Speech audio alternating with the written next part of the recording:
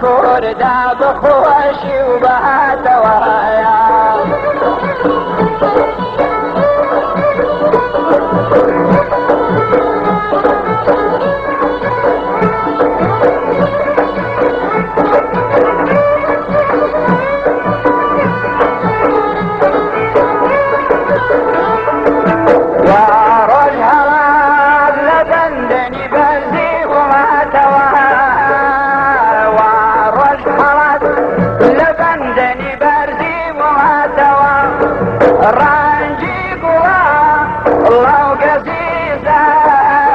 بخشى وقدا دوايا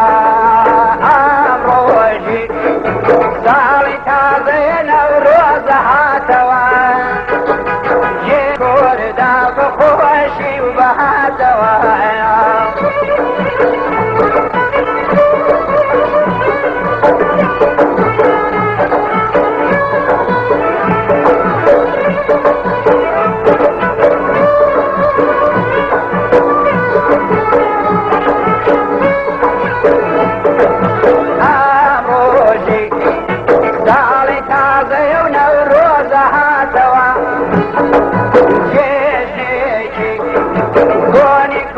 داو بخوشي وبها دوايا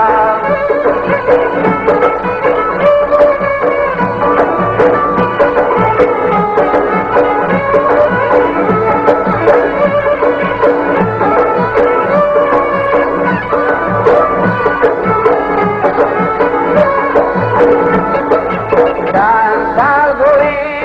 هواي ما قبل بتاك وفارق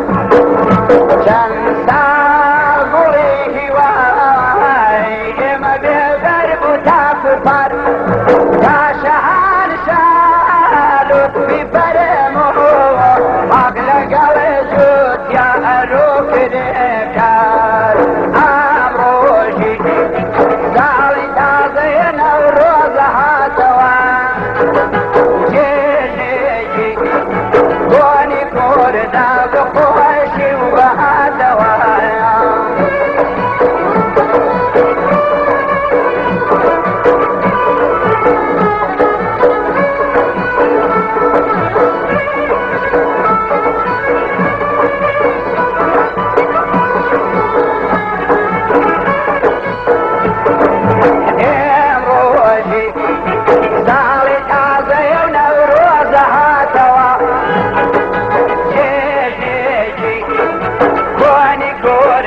بخو